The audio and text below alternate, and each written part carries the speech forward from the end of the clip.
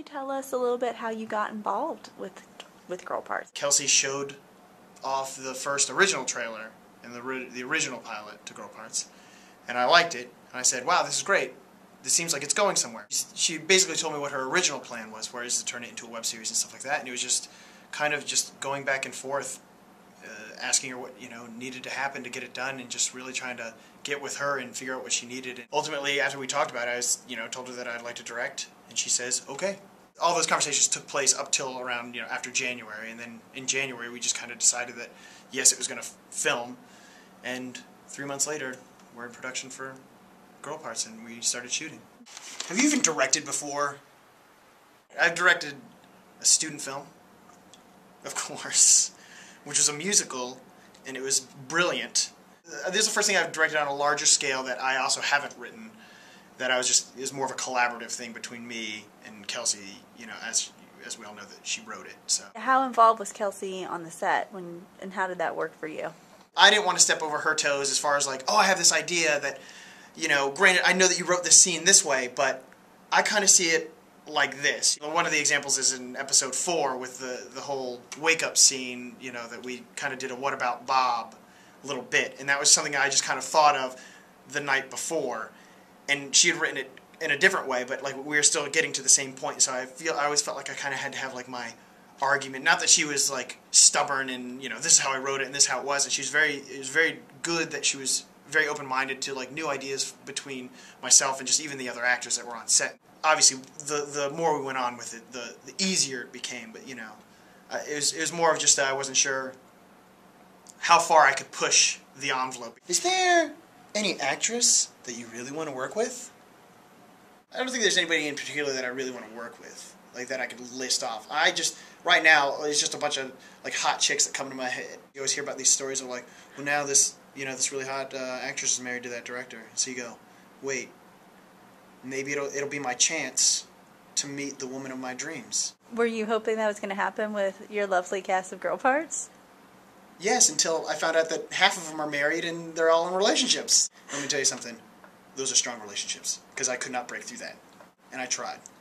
That's why I brought the wine to rehearsal. What was your most challenging day? The day that it was like the LA Marathon, and it was raining, and we had a late call because we had night shoots, and we all show up at 2 o'clock, but everybody's running late because the rain. And we had to rewrite a couple of scenes because it's raining now, and we can't go outside to shoot this, so now where are we going to shoot it? I guess that could also be somewhat rewarding, because we ended up finishing it and coming up with really good stuff. What do you hope people appreciate most about Girl Parts? I just want them to just like it and think it's funny. What do they appreciate most? I think they appreciate the fact that you can do something great with no money. And I know that there's all these stories out there now of all these other people like, yeah, look what we did. We didn't have any money, Napoleon Dynamite only had $400,000. It's like, we didn't have that. We didn't have anything. Our crew worked for nothing.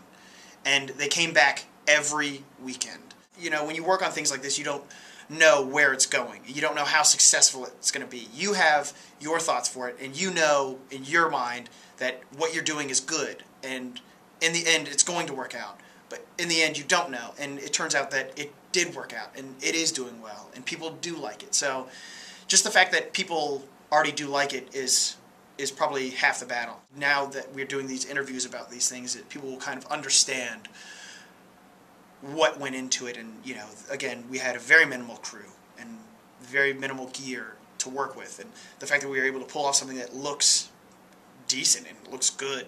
It takes a lot to dedicate a month of weekends, especially in LA. People are very busy out here.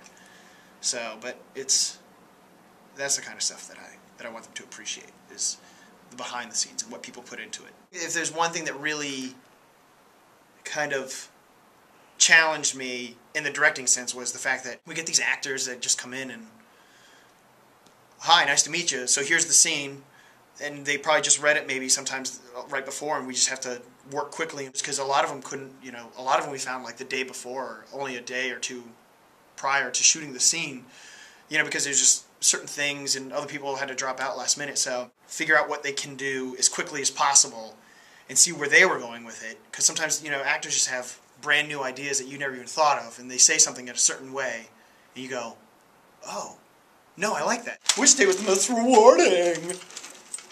That's my Matt Montgomery impersonation.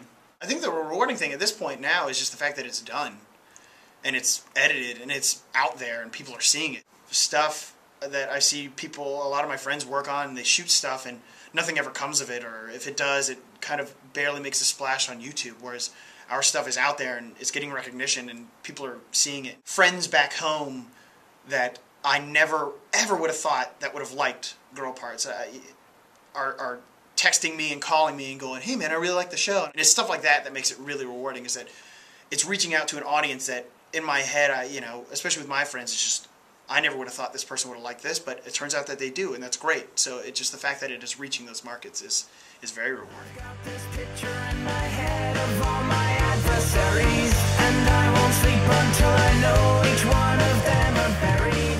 His comfort causes me. You walked in here like The Sound of Music, and we're looking for like Rent. You walked in here like you were hand-holding on a date. What I'm looking for is someone doing anal on a first date. Oh, God, do I look okay? Oh, you look great. Yeah, just smile for me.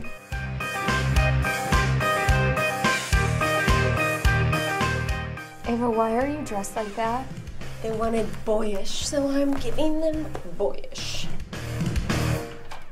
Ava Lawrence? I've got this picture in my head of all my adversaries, and I won't sleep until I know